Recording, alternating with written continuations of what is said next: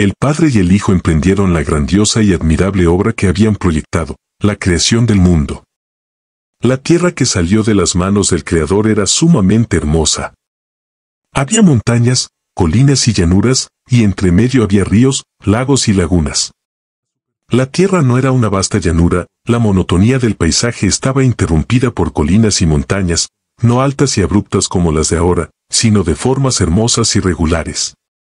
No se veían las rocas escarpadas y desnudas, porque yacían bajo la superficie, como si fueran los huesos de la tierra. Las aguas se distribuían con regularidad. Las colinas, montañas y bellísimas llanuras estaban adornadas con plantas y flores, y altos y majestuosos árboles de toda clase, muchísimo más grandes y hermosos que los de ahora.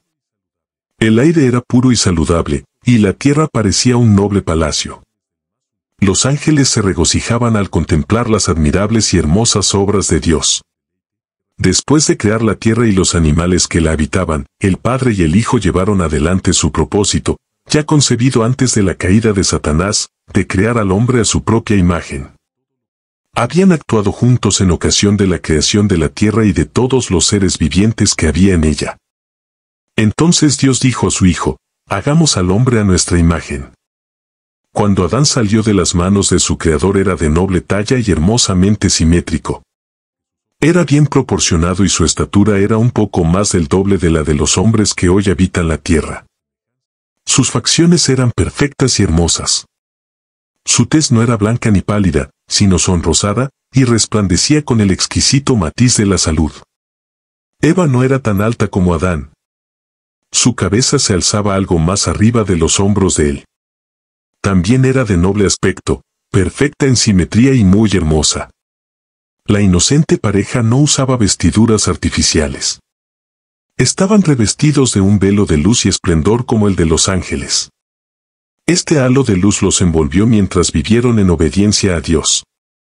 Aunque todo cuanto el Señor había creado era perfecto y hermoso, y parecía que nada faltaba en la tierra creada por él para felicidad de Adán y Eva, les manifestó su gran amor al plantar un huerto especialmente para ellos.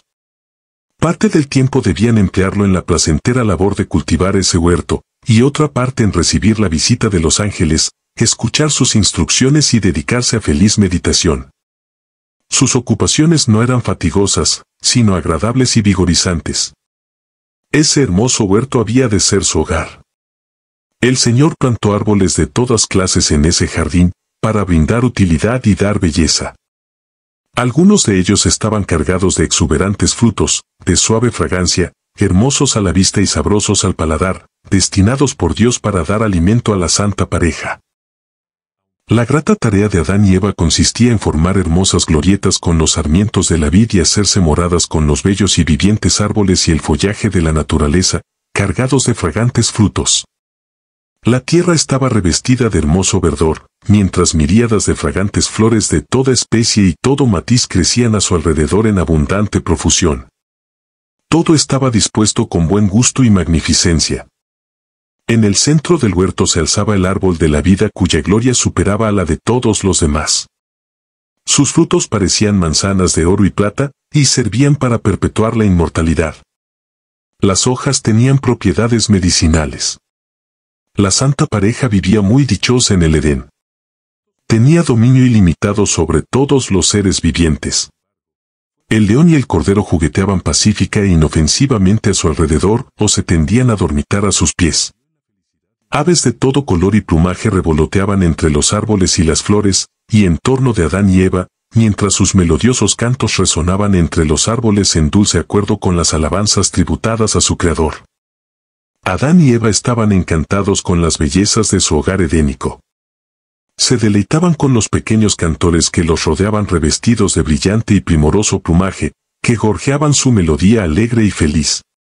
La santa pareja unía sus voces a las de ellos en armoniosos cantos de amor, alabanza y adoración al Padre y a su Hijo amado, por las muestras de amor que la rodeaban. Reconocían el orden y la armonía de la creación que hablaban de un conocimiento y una sabiduría infinitos. Continuamente descubrían en su edénica morada alguna nueva belleza, alguna gloria adicional, que henchía sus corazones de un amor más profundo, y arrancaba de sus labios expresiones de gratitud y reverencia a su Creador. En medio del huerto, cerca del árbol de la vida, se alzaba el árbol del conocimiento del bien y del mal, destinado especialmente por Dios para ser una prenda de la obediencia, la fe y el amor de Adán y Eva hacia él. Refiriéndose a este árbol, el Señor ordenó a nuestros primeros padres que no comieran de él, ni lo tocaran, porque si lo hacían morirían. Les dijo que podían comer libremente de todos los árboles del huerto, menos de este, porque si comían de él seguramente morirían. Cuando Adán y Eva fueron instalados en el hermoso huerto, tenían todo cuanto podían desear para su felicidad. Pero Dios, para cumplir sus omniscientes designios, quiso probar su lealtad antes que pudieran ser considerados eternamente fuera de peligro. Habían de disfrutar de su favor, y él conversaría con ellos, y ellos con él. Sin embargo, no puso el mal fuera de su alcance. Permitió que Satanás los tentara. Si soportaban la prueba gozarían del perpetuo favor de Dios y de los ángeles del cielo. Satanás quedó sorprendido con su nueva condición. Su felicidad se había disipado. Contempló a los ángeles que como él habían sido tan felices, pero que habían sido expulsados del cielo con él. Antes de su caída ni una sombra de descontento había malogrado su perfecta felicidad. Ahora todo parecía haber cambiado. Los rostros que habían reflejado la imagen de su Hacedor manifestaban ahora melancolía y desesperación. Entre ellos había continua discordia y acerbas recriminaciones. Antes de su rebelión estas cosas eran desconocidas en el cielo. Satanás consideró entonces las terribles consecuencias de su rebelión. Se estremeció, y tuvo miedo de enfrentar el futuro y vislumbrar el fin de todas estas cosas. Había llegado la hora de entonar felices cantos de alabanza a Dios y a su amado Hijo. Satanás había dirigido el coro celestial. Había dado la nota, luego toda la hueste angélica se había unido a él, y entonces en todo el cielo habían resonado acordes gloriosos en honor de Dios y su amado Hijo. Pero ahora, en vez de esos dulcísimos acordes, palabras de ira y discordia resonaban en los oídos del gran rebelde. ¿Dónde está él?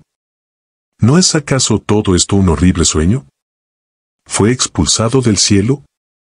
¿Nunca más se abrirán sus puertas para permitirle entrar? Se acerca la hora de la adoración, cuando los santos y resplandecientes ángeles se postran delante del Padre. Nunca más se unirá al cántico celestial. Nunca más se inclinará, reverente y con santo temor ante la presencia del Dios eterno. Si pudiera volver a ser como cuando era puro, fiel y leal, de buena gana abandonaría sus pretensiones de autoridad. Pero estaba perdido, más allá de toda redención, gracias a su presuntuosa rebelión. Y eso no era todo, había inducido a otros a rebelarse y los había arrastrado a su propia condición, a ángeles que nunca habían pensado poner en tela de juicio la voluntad del cielo o dejar de obedecer la ley de Dios hasta que él introdujo esas ideas en sus mentes al presentarles la posibilidad de disfrutar de mayores bienes, y de una libertad más elevada y gloriosa. Por medio de ese sofisma los engañó. Descansaba entonces sobre él una responsabilidad de la que le hubiera gustado liberarse. Como sus esperanzas habían sido destruidas, esos espíritus se volvieron turbulentos. En lugar de gozar de mayores bienes, estaban experimentando los tristes resultados de la desobediencia y la falta de respeto por la ley. Nunca más podrían estar esos seres infelices bajo la influencia de la tierna dirección de Jesucristo. Nunca más podrían esos espíritus ser conmovidos por el profundo y fervoroso amor, por la paz y la alegría que su presencia siempre les había inspirado, para devolvérselos en gozosa obediencia y reverente honor. Satanás tembló al contemplar su obra. Meditaba a solas en el pasado, el presente y sus planes para el futuro. Su poderosa contextura temblaba como si fuera sacudida por una tempestad. Entonces pasó un ángel del cielo. Lo llamó y le suplicó que le consiguiera una entrevista con Cristo. Le fue concedida. Entonces le dijo al Hijo de Dios que se había arrepentido de su rebelión y deseaba obtener nuevamente el favor de Dios. Deseaba ocupar el lugar que Dios le había asignado previamente, y permanecer bajo su sabia dirección. Cristo lloró ante la desgracia de Satanás, pero le dijo, comunicándole la decisión de Dios, que nunca más sería recibido en el cielo, pues éste no podía ser expuesto al peligro. Todo el cielo se malograría si se lo recibía otra vez, porque el pecado y la rebelión se habían originado en él.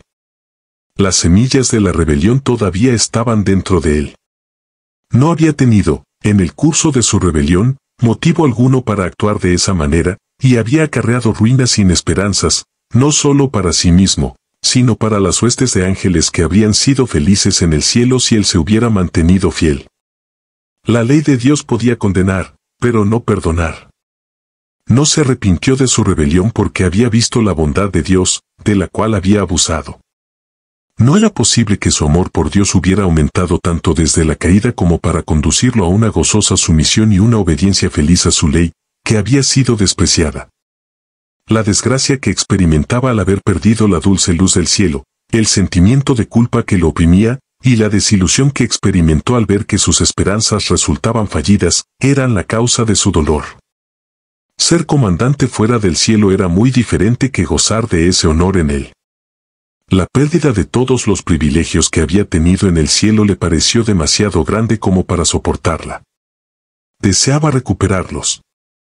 El tremendo cambio que se había operado en su situación no había aumentado su amor a Dios, ni a su sabia y justa ley. Cuando Satanás se convenció plenamente de que no había posibilidad alguna de recuperar el favor de Dios, manifestó su maldad con odio acrecentado y ardiente vehemencia. Dios sabía que una rebelión tan decidida no permanecería inactiva. Satanás inventaría medios para importunar a los ángeles celestiales y mostrar desdén por la autoridad divina. Como no pudo lograr que lo admitieran en el cielo, montó guardia en la entrada misma de él, para mofarse de los ángeles y buscar contiendas con ellos cuando entraban y salían. Procuraría destruir la felicidad de Adán y Eva. Trataría de incitarlos a la rebelión, con plena conciencia de que eso produciría tristeza en el cielo. Los seguidores de Satanás salieron a su encuentro, y él se levantó, asumiendo un aire arrogante, y les informó acerca de sus planes para apartar de Dios al noble Adán y a su compañera Eva. Si de alguna manera podía inducirlos a desobedecer, Dios haría algo para perdonarlos, entonces él y todos los ángeles caídos dispondrían de una buena oportunidad para compartir con ellos la misericordia de Dios.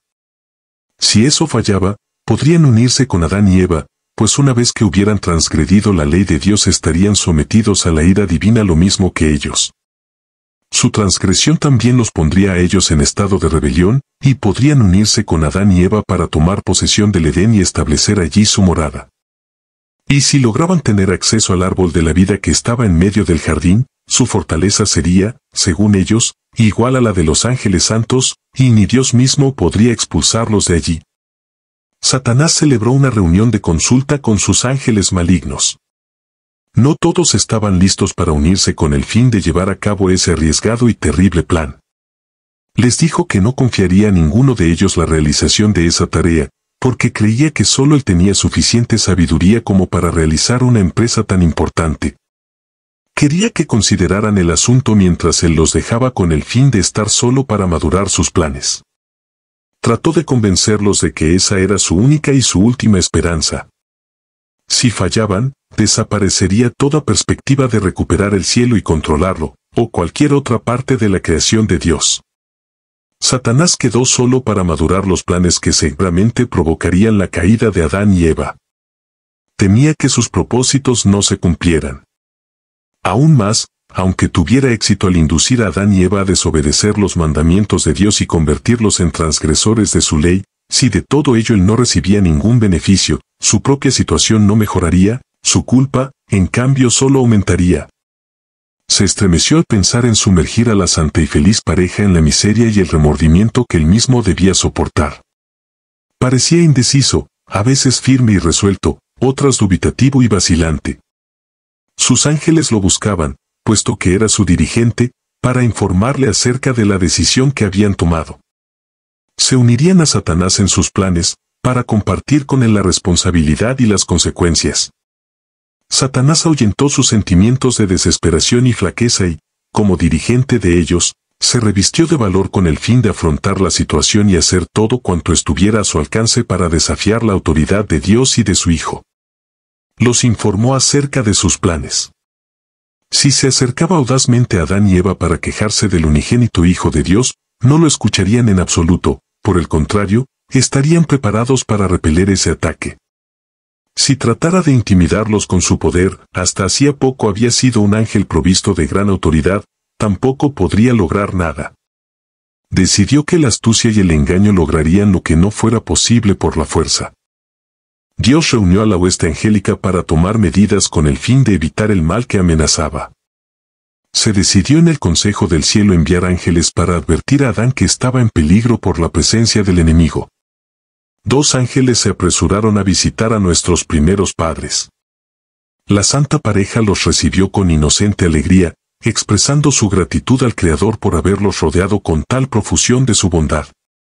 Podían gozar de todo lo amable y atractivo, y todo parecía adaptarse sabiamente a sus necesidades, y lo que estimaban por sobre toda otra bendición era su relación con el Hijo de Dios y los ángeles celestiales, pues tenían tanto que contarles en cada visita en cuanto a las bellezas de la naturaleza que descubrían cada vez en el hermoso hogar del Edén, y tenían muchas preguntas que hacer acerca de muchas cosas que no podían comprender claramente. Con bondad y amor los ángeles les daban la información que deseaban recibir. También les contaron la triste historia de la rebelión y la caída de Satanás. Entonces les informaron con claridad que el árbol del conocimiento había sido puesto en el jardín como prueba de su obediencia y su amor por Dios, que los santos ángeles solo podían conservar su condición exaltada y feliz si eran obedientes, que ellos estaban en una situación similar, que podían obedecer la ley de Dios y ser inefablemente felices, o desobedecerla y perder su elevada condición y caer en la desesperación. Dijeron a Adán y a Eva que Dios no los obligaría a obedecer, que no los había privado del poder de obrar en contra de su voluntad, que ellos eran seres dotados de naturaleza moral, libres de obedecer o de desobedecer. Solo había una prohibición que Dios había considerado propio imponerles hasta ese momento. Si transgredían la voluntad de Dios ciertamente morirían. Dijeron a Adán y a Eva que el ángel más excelso, que seguía en jerarquía a Cristo, no había querido obedecer la ley de Dios que había sido promulgada para gobernar a los seres celestiales, que esa rebelión había provocado guerra en el cielo, que como resultado de ella el rebelde había sido expulsado, y que todo ángel que se había unido a él para poner en tela de juicio la autoridad del gran Jehová había sido echado del cielo también, y que ese adversario caído era ahora enemigo de todos los que se preocupaban de los intereses de Dios y de su amado Hijo.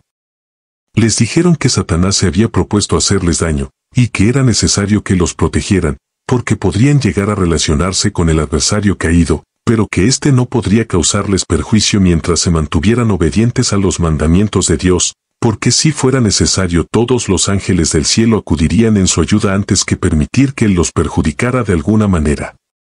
Pero si desobedecían los mandamientos de Dios, entonces Satanás tendría poder para molestarlos, confundirlos y causarles problemas. Si permanecían firmes frente a las primeras insinuaciones de Satanás, estarían tan seguros como los ángeles celestiales. Pero si cedían ante el tentador, el que no había protegido a los ángeles excelsos tampoco los protegería. Tendrían que sufrir el castigo correspondiente a su transgresión, porque la ley de Dios es tan sagrada como él mismo, y él exige obediencia perfecta de todos en el cielo y en la tierra. Los ángeles aconsejaron a Eva que no se separara de su esposo en el desempeño de sus tareas, porque podría llegar a encontrarse con el adversario caído.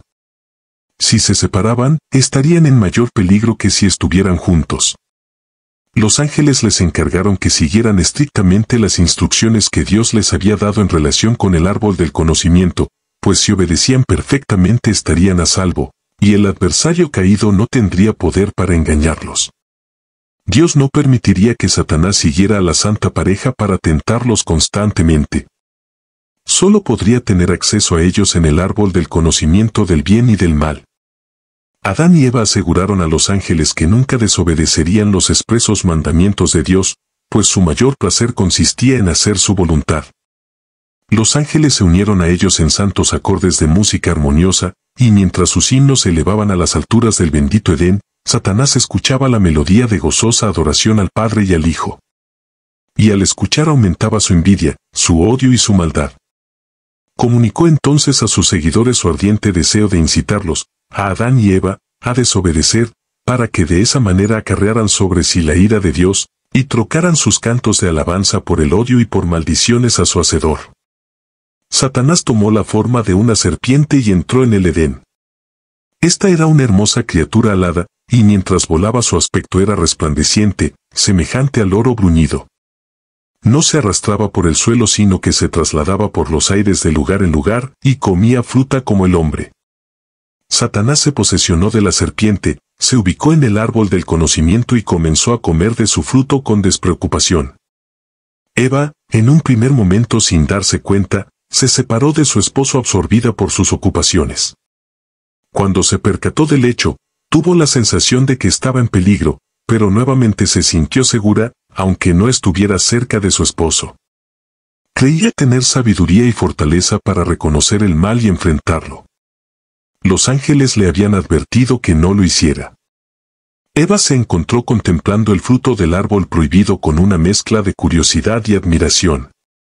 Vio que el árbol era agradable y razonaba consigo misma acerca de por qué Dios habría prohibido tan decididamente que comieran de su fruto o lo tocaran. Esa era la oportunidad de Satanás. Se dirigió ella como si fuese capaz de adivinar sus pensamientos. ¿Con que Dios os ha dicho, no comáis de todo árbol del huerto?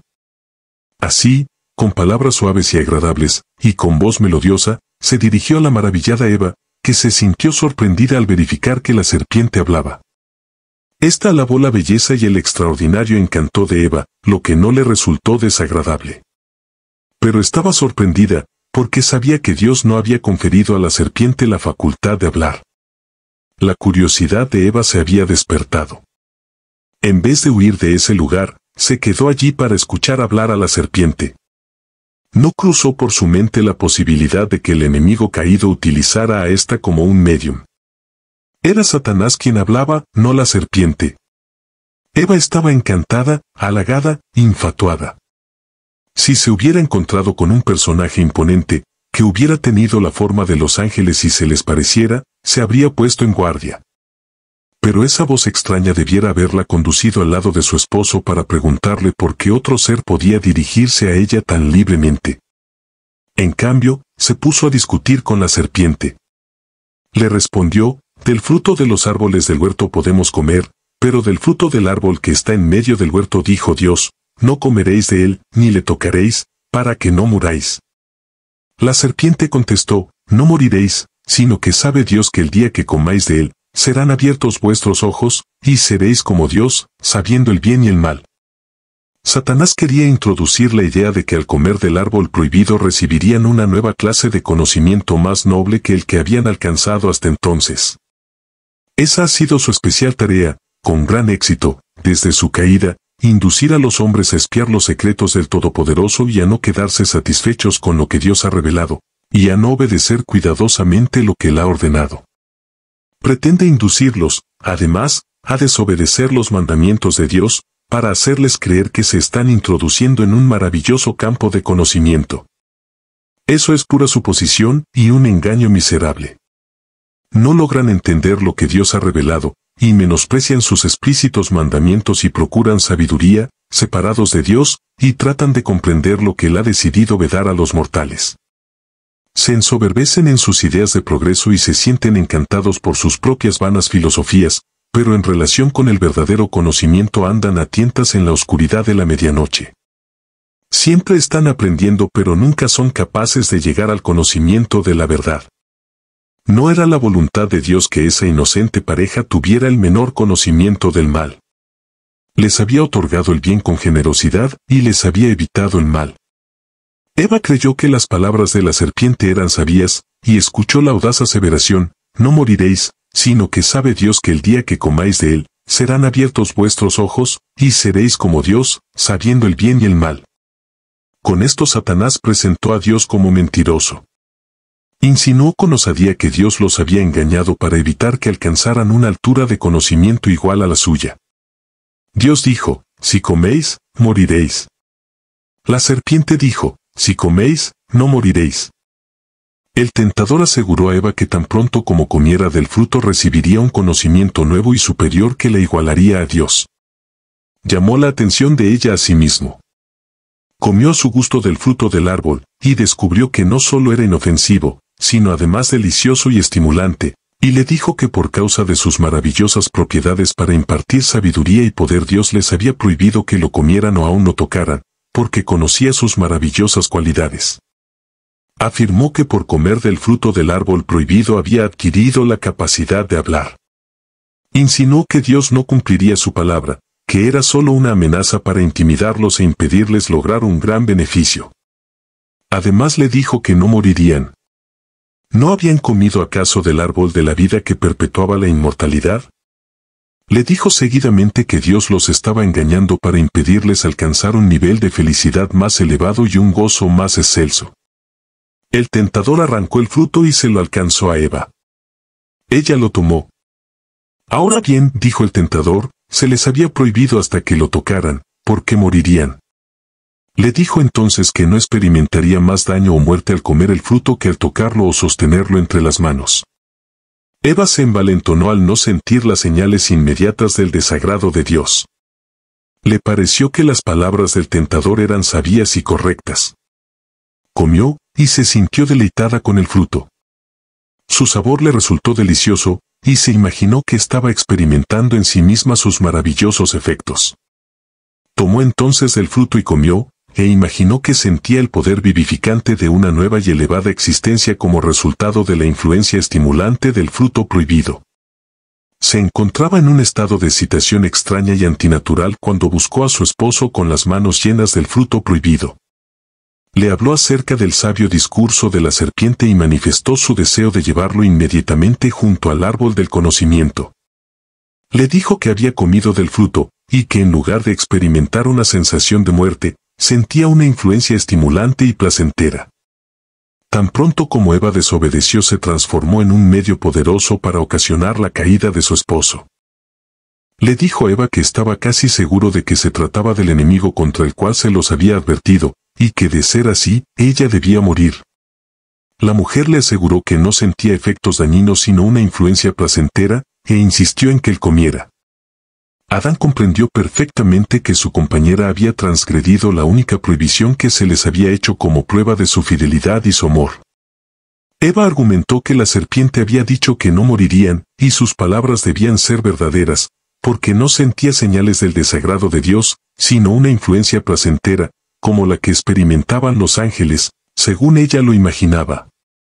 Adán lamentó que Eva se hubiera apartado de su lado, pero ya todo estaba hecho. Debía separarse de aquella cuya compañía tanto amaba. ¿Cómo podía permitirlo? Su amor por Eva era intenso. Y totalmente desanimado resolvió compartir su suerte. Razonaba que Eva era parte de sí mismo, y si ella debía morir, moriría con ella, porque no podía soportar el pensamiento de separarse de ella. Le faltaba fe en su misericordioso y benevolente Creador. No se le ocurrió que Dios, que lo había creado del polvo de la tierra para hacer de él un ser viviente y hermoso, y había creado a Eva para que fuera su compañera, la podía reemplazar. Después de todo, ¿no podrían acaso ser correctas las palabras de esa sabia serpiente? Allí estaba Eva ante él, tan encantadora y tan hermosa, y aparentemente tan inocente como antes de desobedecer. Manifestaba mayor amor por él que antes de su desobediencia, como consecuencia del fruto que había comido. No vio en ella señales de muerte. Eva le había hablado de la feliz influencia del fruto, de su ardiente amor por él, y decidió afrontar las consecuencias. Tomó el fruto y lo comió rápidamente, y al igual que Eva no sintió inmediatamente sus efectos perjudiciales. La mujer creía que era capaz de discernir el bien y el mal. La lisonjera esperanza de alcanzar un nivel más elevado de conocimiento la había inducido a pensar que la serpiente era su amiga especial, que tenía gran interés en su bienestar. Si hubiera buscado a su esposo y ambos hubieran transmitido a su hacedor las palabras de la serpiente, habrían sido librados al instante de esa artera tentación. El Señor no quería que averiguaran nada acerca del fruto del árbol del conocimiento, porque en ese caso se verían expuestos a la astucia de Satanás. Sabía que estarían perfectamente seguros si no tocaban ese fruto. Después de su transgresión, Adán imaginó al principio que experimentaba el surgimiento de una forma de vida nueva y más elevada. Pero pronto el pensamiento de su transgresión lo llenó de terror. El aire, que había sido agradable y de temperatura uniforme, parecía querer congelarlos ahora. La pareja culpable experimentaba un sentimiento de pecado. Sentían temor por el futuro, una impresión de necesidad y desnuda el alma. El dulce amor y la paz, y ese feliz y arrobado contentamiento, parecieron haber desaparecido, y en su lugar los sobrecogió una sensación de necesidad que nunca habían experimentado antes. Entonces, por primera vez, prestaron atención a lo externo. Nunca habían estado vestidos, sino que los había envuelto una luz como a los ángeles celestiales. Esa luz que los rodeaba había desaparecido. Para aliviar esa sensación de necesidad y desnudez que experimentaban, trataron de buscar algo que les cubriera el cuerpo, pues, ¿cómo podrían comparecer desnudos ante Dios y los ángeles? Su crimen apareció entonces delante de ellos en su verdadera dimensión. Su transgresión del expreso mandamiento de Dios asumió un carácter más definido. Adán censuró la insensatez de Eva al apartarse de él para ser engañada por la serpiente. Ambos se tranquilizaban pensando que Dios, que les había dado todo lo necesario para hacerlos felices, perdonaría su desobediencia por causa de su gran amor por ellos, y que su castigo no sería tan terrible después de todo.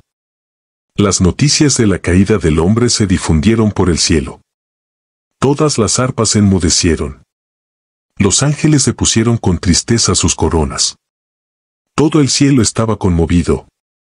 Los ángeles se sentían apenados por la vil ingratitud del hombre en respuesta a las riquezas con que Dios lo había provisto. Se celebró un concilio para decidir qué se haría con la pareja culpable. Los ángeles temían que extendieran la mano y comieran del árbol de la vida, para perpetuar así sus vidas pecaminosas. El Señor visitó a Adán y Eva y les dio a conocer las consecuencias de su desobediencia. Cuando se percataron de la presencia majestuosa de Dios, trataron de esconderse de su vista, de la que antes se deleitaban, cuando gozaban de inocencia y santidad.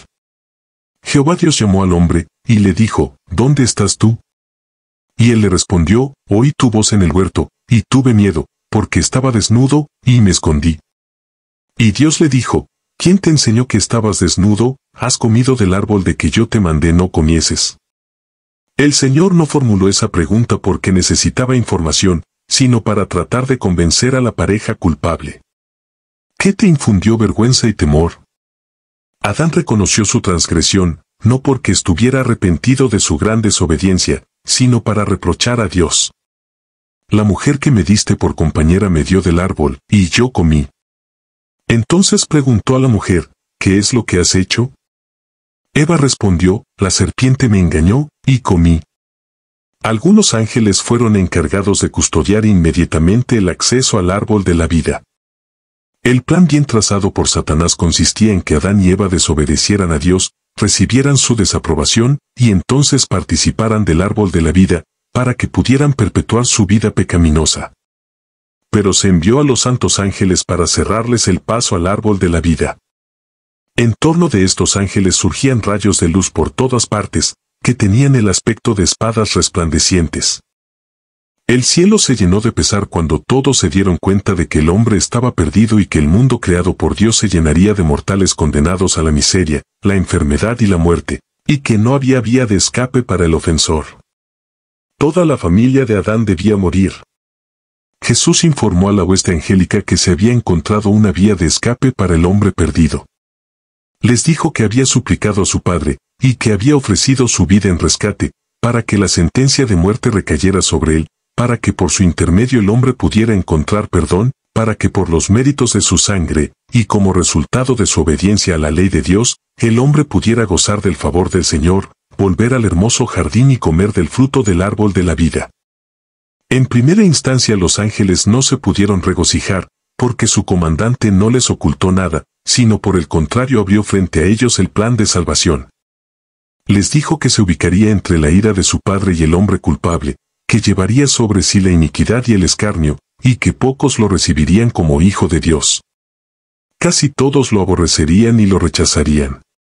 Dejaría toda su gloria en el cielo, aparecería sobre la tierra como hombre, se humillaría como un hombre, llegaría a conocer por experiencia propia las diversas tentaciones que asediarían al hombre, para poder saber cómo socorrer a los que fueran tentados, y que finalmente, después de cumplir su misión de maestro, sería entregado en manos de los hombres, para soportar casi toda la crueldad y el sufrimiento que Satanás y sus ángeles pudieran inspirar a los impíos, que moriría la más cruel de las muertes, colgado entre el cielo y la tierra, como un culpable pecador, que sufriría terribles horas de agonía, que los mismos ángeles no serían capaces de contemplar, pues velarían sus rostros para no verla.